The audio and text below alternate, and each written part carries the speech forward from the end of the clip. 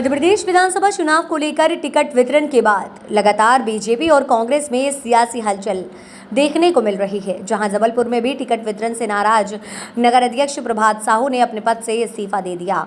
हालांकि इस्तीफे का कारण भाजपा संभागीय कार्यालय में 21 तारीख को उत्तर मध्य विधानसभा से अभिलाष पांडे को टिकट मिलने से नाराज कार्यकर्ताओं के द्वारा हंगामा किया गया था। इसके बाद से कई नेताओं के द्वारा नगर अध्यक्ष प्रभात साहू को पूरे मामले का दोषी बताया गया। जहां भाजपा के प्रदेश एवं केंद्रीय नेतृत्व के नाम कई नेताओं के द्वारा प्रभात साहू के नाम पर शिकायत दी गई थी, जिसे नाराज नगर अध्यक्ष प्रभात साहू ने अपने पद से इस्तीफा दिया है। वहीं एक पत्रकार वार्ता के माध्यम से प्रभात साहू ने जानकारी देते हुए बताया कि भाजपा संभागीय कार्यालय में जिस प्रकार से हंगामा हुआ था उसमें उनका किसी भी प्रकार का हाथ नहीं है। उसके बाद भी संगठन के द्वारा उन्हें दोषी माना जा रहा है। जहां उन्होंने कहा कि पूरे मामले के वीडियो फुटेज की जांच होनी चाहिए।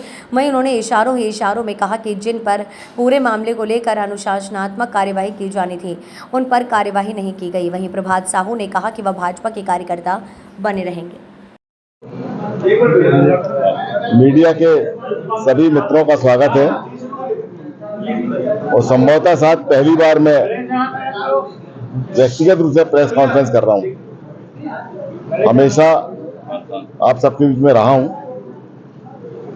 लगभग 40 साल की मेरी राजनीतिक यात्रा है। पारिवारिक पृष्ठभूमि मेरी हमेशा, मेरे पिताजी जनसंघ के अध्यक्ष रहे, विधानसभा का चुनाव लड़े, मीसाबंदी रहे, जेल गए, जनता पार्टी बनी, उसके अध्यक्ष रहे और उसके बाद से 1980 से मेरी यात्रा प्रारंभ हुई। आप सबके स्नेह आशीर्वाद से इस शहर की राजनीति में आप सबने मेरा एक बड़ा विशिष्ट स्थान बनाकर रखा।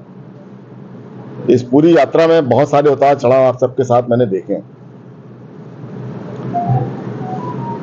1980 में भारतीय जनता पार्टी का गठन हुआ और उसके बाद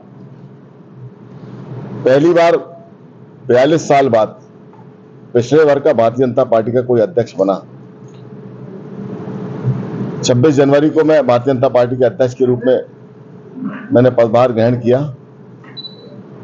और पद ग्रहण करने के बाद से लगातार मेरे खिलाफ कहीं ना कहीं एक बड़ा वातावरण बनाने का प्रयास जबलपुर शहर के बहुत जिम्मेदार लोगों ने किया।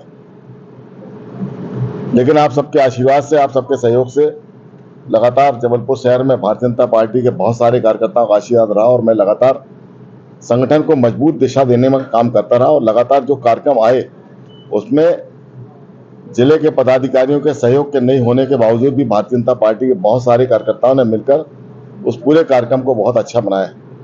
माननीय शिवराज जी हमारे नेता थे, माननीय शिवराज जी हमारे नेता है और माननीय शिवराज जी नेता हमारे जीवन पर्यंत, जब तक मैं जिंदा हूं तब तक वो रहेंगे।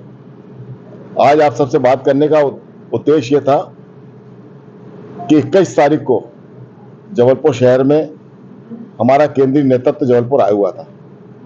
प्रदेश के हमारे प्रभारी माननीय भूपेंद्र यादव जी जबलपुर आए थे, माननीय हितानंद जी जबलपुर आए थे और जैसा कि आप सबको मालूम है कि चुनाव में पूरे विधानसभाओं में हमारे प्रभारी आए हुए हैं और वो प्रभारी उत्तर प्रदेश और बिहार से आए हुए हैं।